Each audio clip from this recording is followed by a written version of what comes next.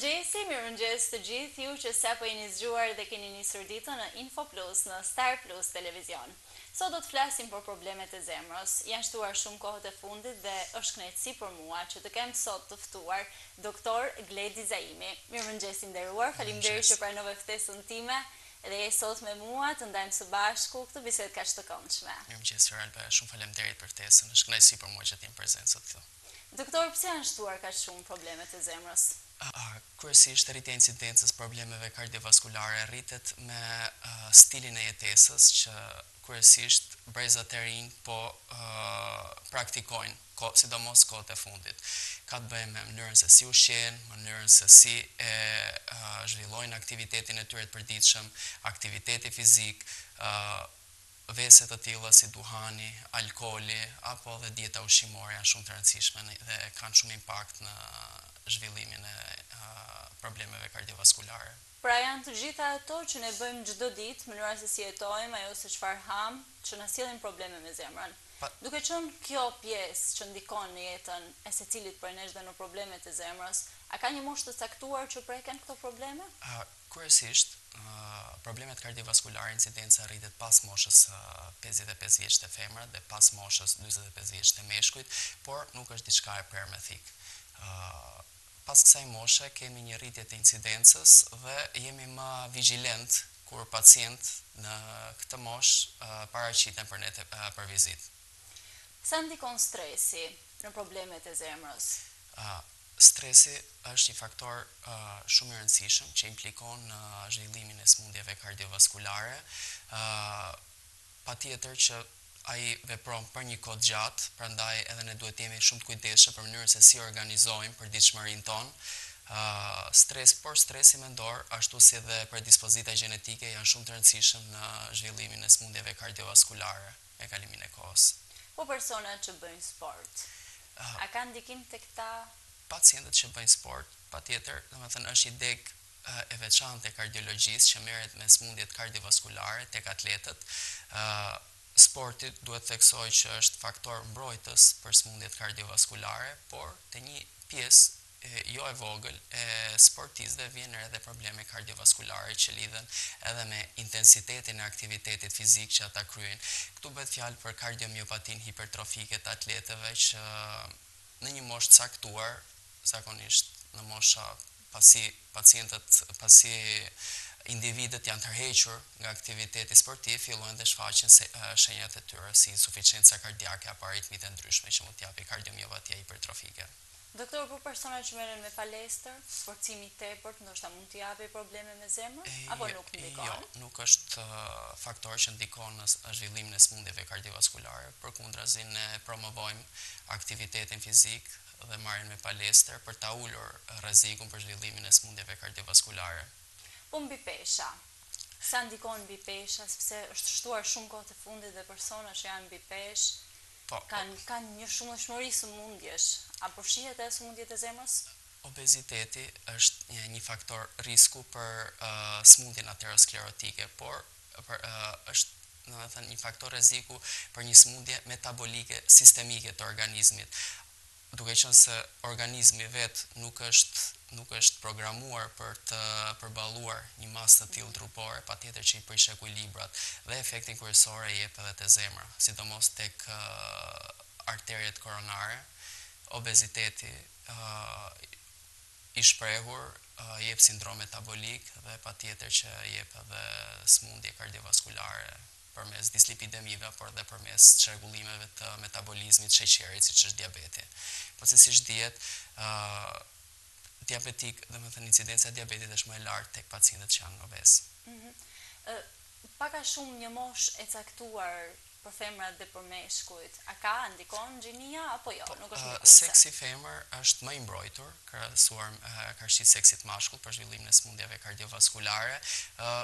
Me kalimin e viteve është ulur dhe pragu i moshës. Ndonse para disa vitesh rekomandimet ishin që domethënë udhëzimet ishin që pas moshës 55 vjeç risku bëj njëjtë midis meshkujve dhe femrave. Tashmë tek femrat risku rritet për sëmundje kardiovaskulare pas moshës 50 vjeç, ndërsa nëse te meshkujt e vlerësoni moshën 45 vjeç si katof për rritjen e incidencës për sëmundje kardiovaskulare, tashmë ky katof është ulur dhe është e 40 vjeç. Pra ka ndikuar dhe ka ndryshuar edhe mosha e sëmundjeve të zemrës përveç të tjerave. Ndoshta shtimi stresi që përmendëm pak më përpara? Epidemiologjia ka ndryshuar, stili i jetesës është shumë i rëndësishëm, mungesa e aktivitetit fizik, dieta jo e shëndetshme, konsumi i tepërt i duhanit, alkoolit, gjithë janë faktorë që ka ndryshuar komplet epidemiologjinë e sëmundjeve kardiovaskulare. Por duhet të themi diçka që tani jemi bërë edhe më vigjilent për detektimin dhe diagnozën e sëmundjeve kardiovaskulare krahasuar viteve më parë. Plus që kemi dhe më shumë eksperiencë ne si mjekësi në Shqipëri, më shumë eksperiencë, më shumë teknologji për të diagnostikuar dhe trajtuar sëmundjet kardiovaskulare. Ti përmend alkoolin dhe duhanin, doktor, po dua të pyes pjetë energjike, po konsumohen në masë, sa ndikojnë këto tek zemra? Pjetë energjike në shumicën e rasteve, sidomos tek pacientët e rinj, ne e kemi si pyetje në anamnezë, a konsumon pije energjike? Pasi siç dihet, pijet energjike, sidomos konsumi i tyre në mënyrë kronike, se nuk po them që e konsumon një herë në fundjavë apo në raste gëzimesh familjare, por konsumi i vazhdueshëm i tyre predispozon për aritmi dhe probleme me muskulin e zemrës. Domethënë, në gjithmonë duke ju referuar në nivele afatgjat. Nuk po flasim për probleme që mund t'japin në një moshë adoleshence apo rinie të hershme. Po flasim për më vonë, kur këta të kenë një moshë pak më të madhe, më adulte. Doktor, kam dëgjuar një histori dhe jam shumë kurioze të pyes për një pacient ose për një njeri, për një individ që ka konsumuar disa pije energjike, njëra pas tjetrës, dhe e ka lënë zemra. A mund të ndodhë kjo? Nuk mund të flas konkretisht, sepse duhet të kem shumë informacion për ta analizuar situatën, por diçka që mund të spekuloj, mund të ketë qenë një aritmi, mund të ketë qenë një aritmi ose një kardiomiopati e lindur që pjetë energjike thjesht kanë provokuar një aritmi që ka qenë jetë kërcënuese dhe pacienti s'ja ka dalë. Por thash, ky është thjesht një spekulim që mund ta bëjmë nga sa më ke thënë, sepse duhet të kem shumë informacion. Dua të di pak më tepër për zonën e Shkodrës, pra për Spitalin Rajonal të Shkodrës, për pacientët që vinë aty, sa të informuar janë ato për problemet e zemrës, doktor? Pacientët, sidomos të zonës Shkodrës, janë pacientë që paktën nga eksperienca ime, sepse një periudhë kohe unë kam punuar dhe në qendër spitalore universitare në Tereza, kam bërë specializimin për 4 vite atje dhe kam qenë kontakt edhe me pacientë rretheve tjera të zonave tjera, por në mendimin tim pacientët e Shkodrës janë goxha të informuar dhe goxha të interesuar për shëndetin, krahasuar edhe me pjesën tjetër të popullatës.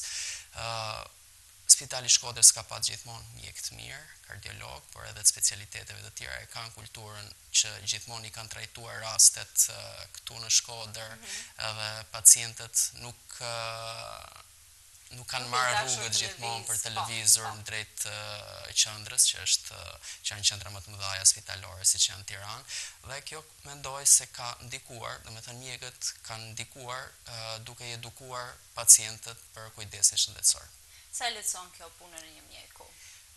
Me thënë drejtën e lehtëson shumë, sepse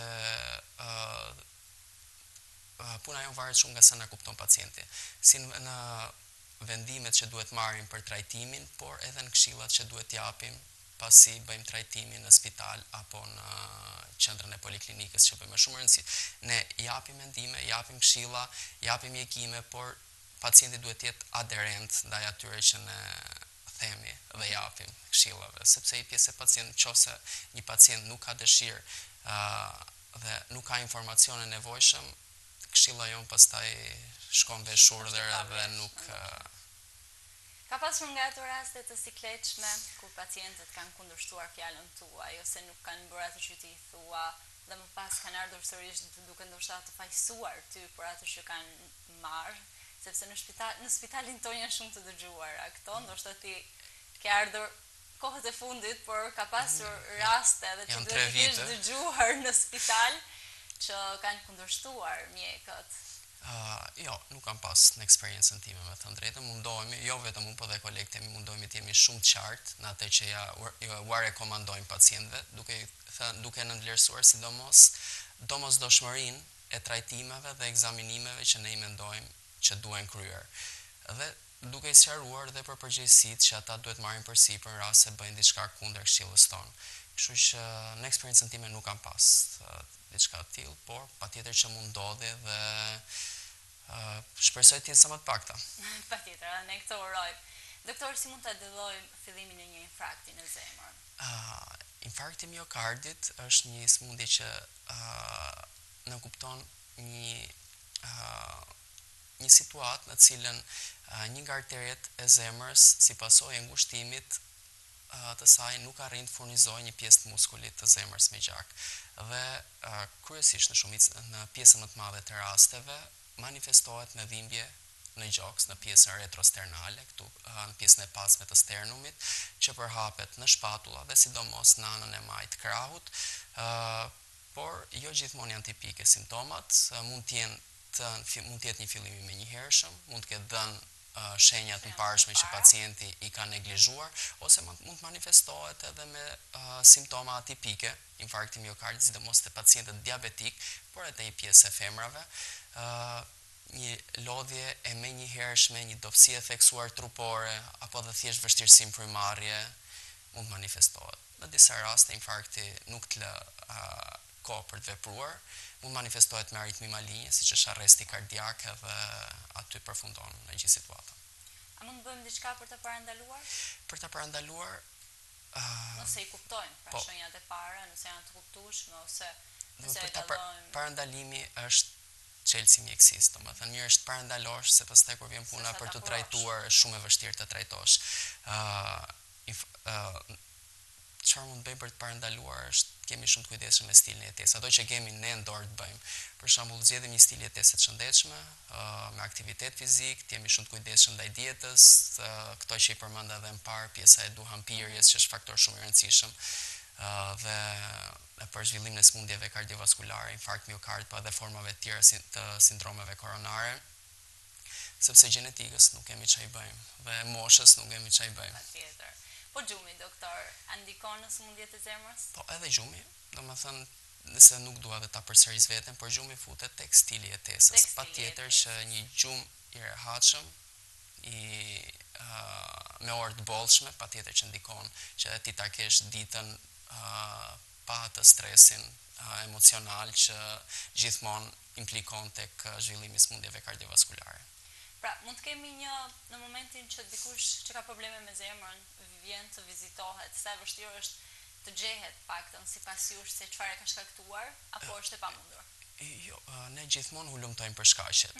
Disa shkaqe janë, domethënë i kërkojmë gjithmonë sepse ata janë në pjesë në 90% të rasteve, 75 deri në 90% të rasteve. Sidomos smundje të tilla si diabeti, yndyrnat e larta, gjithmonë ne kemi një korelacion që nëse pacienti referon që i ka këto, jemi shumë vigjilent për të hulumtuar më shumë për simptomat, apo për të bërë dhe ekzaminime tjera, edhe nëse s'ka simptoma, për që të paktën ti paraprim këtyre sindromeve dramatike, siç është infarkti akut miokardit. Por gjithmonë është e mundur, sepse mjekësia nuk është shkencë eksakte, nuk është matematik, kështu që jo vetëm këtu, po kudo. Jam shumë kurioze të di nëse nuk kemi një shkak, si mund të parandalojmë? Çfarë rregullash mund të ndjekim, apo si mund të jetë këshilla që ti jep në momentin që ti nuk e di shkakun, pothuajse të paktën? Ne duhet të jemi të kujdesshëm për ato që kemi në dorë. Domethënë atë që thash edhe pak më parë, për faktorët e tjerë që nuk mundemi t'i kontrollojmë, nuk mund të bëjmë parandalime. Por paktën parandalojmë faktorët që ne i kemi, domethënë mund t'i kontrollojmë, i kemi siç është stili i jetesës. Ky është vetmi apo trajtimi si duhet i diabetit, mbajtja në kontroll e vlerave të glicemisë, trajtimi i yndyrnave të larta. Domethënë që në momentin që diagnostikohet duhet fillohet trajtimi i dislipidemisë, i këtij çrregullimit të yndyrnave të larta, sepse siç dihet, sa më e madhe të jetë sa më gjatë jetë koha në cilën pacienti ekspozohet ndaj yndyrnave të larta, aq më i madh është edhe rreziku për zhvillimin e sëmundjeve të arterjeve koronare. Dua të kthehemi edhe një herë tek infarkti. Në momentin që ka kaluar pacienti një parainfarkt, si mund ta ruajë ai veten? Një këshill që ti mund t'i japësh. Po, thuaj thjesht do të bëj një sqarim këtu, domethënë gjithmonë jemi në terminologjinë infarkt ose jo infarkt, domethënë ta sqaroj edhe për publikun, nuk është terminologjia para infarkt. Po, shumë e dëgjuar, prandaj po, popullata i referohet para infarktit, një sindrom në cilin ka pas shqetësime, sëmundja është diagnostikuar, është trajtuar, por nuk ka arritur t'japë infarktin. Domethënë nuk është dëmtuar fatmirësisht, po, jo, infarkt ose jo infarkt, domethënë është sëmundje arterjeve koronare që mund manifestohet me infarkt ose me sindroma tjera siç është angina e qëndrueshme apo e paqëndrueshme që ne i përdorim për të marrë vesh me kolegët apo edhe për të kuptuar njëri tjetrin. Pra shpesh herë ne përdorim edhe terma të gabuar dhe jemi të pa informuar për pjesën tjetër dhe që ti e përmendë që ne jemi të informuar. Doktor, dua në fund një këshill për të gjithë publikun që na ndjek këtë mëngjes, një këshill se si ne duhet ta ruajmë zemrën tonë. Po, domethënë ndoshta një përmbledhje e gjithë asaj që ti the, një rregullim i stilit të jetës, apo nuk e di, një këshill nga një doktor si ti. Atë që do rekomandoja është që të jenë shumë të kujdesshëm me stilin e jetesës, domethënë që në hershmëri duhet që të jemi shumë të kujdesshëm si me dietën, me aktivitetin fizik, të jemi të kujdesshëm për gjumin, mundohemi të evitojmë çfarëdo lloj stresi emocional të panevojshëm. Është e vështirë kjo pjesë sepse sidomos kur jenë moshë të re mendon veten të përjetshëm edhe të pathyeshëm, por me kalimin e viteve kupton që gjërat nuk janë aq të mirëqenia sa duhet jenë. Të falenderoj shumë për këtë bisedë dhe këtë intervistë kaq të këndshme, ishte shumë kënaqësi për mua. Shumë faleminderit, kënaqësi ishte gjithë e imja. Faleminderit dhe të gjithëve ju që na keni ndjekur deri në këtë moment. Takimi radhës së bashku të hënën.